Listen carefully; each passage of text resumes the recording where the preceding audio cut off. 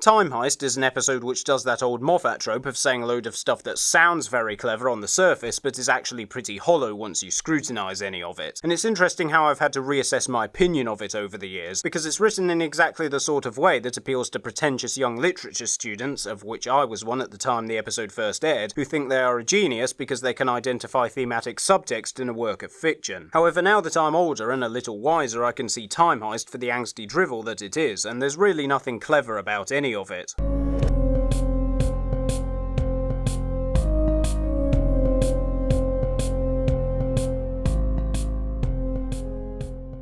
Now, for all that I just said in the intro, I do actually like Time Heist, and I know I just called it angsty drivel, but just go with me on this. You see, Time Heist isn't entirely a Moffat story. In fact, the main writing credit is given to Stephen Thompson, who I sincerely believe just wanted to write a fun heist movie homage with a sci-fi twist. And as far as that aspect of the episode goes, there's very little to criticise. In fact, it's really good. I really like how the episode goes all in on the bank heist tropes, with the twists and turns, the gadgets, the music, the directing, even the cheesy Reservoir Dogs slow-motion walk. I get that it's not going to be for everyone, and if you're really not a fan of heist stories, then you won't be in for a fun ride. But you've still got to appreciate the commitment, and unlike Spyfall, it doesn't just forget that it's supposed to be doing a homage partway through. It's also nice how we're thrown straight into the thick of the action, with the main characters already inside the bank, following that neat little cut to the memory worm from the Doctor picking up the TARDIS phone. This opening scene sets up a whole bunch of mysteries, including who the architect is, why the Doctor and friends agreed to rob a bank, and who was on the other end of the phone, all of which are given a satisfactory answer by the end of the runtime. What's great about the payoff is how it was hidden in plain sight the whole time. The teller is such a creepy design, and the way it turns that guy's brain to mush is absolutely terrifying and immediately sets the stakes. The thing is though, you spend so much time being scared of the creature, you overlook the fact that it's in chains and a straitjacket and is actually the one being exploited here. Knowing the ending, it makes every scene in which the teller appears really quite sad upon second viewing, once you're aware that the creature is in pain the whole time and being forced to act against its will. As for the time travel aspect, well, it's right there in the title, so it shouldn't have really come as that much a surprise. The Doctor being the architect is admittedly quite predictable, but it's the way in which he figures it all out that I take issue with.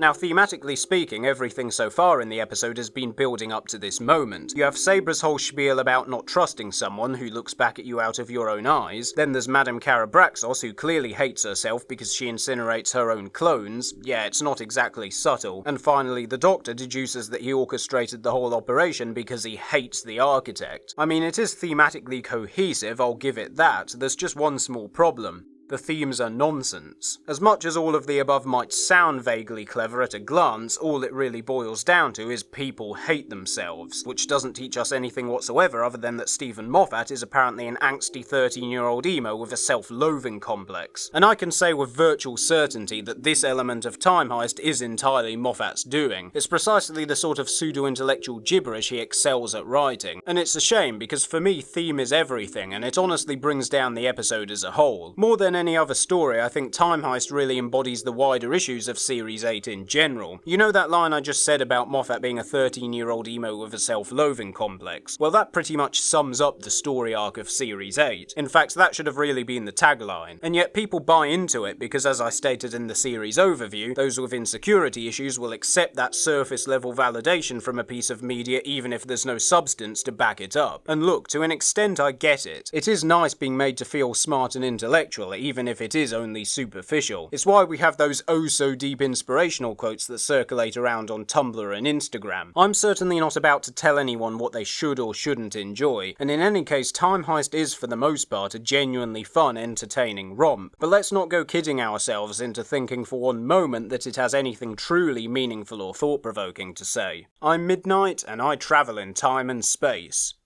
And trains.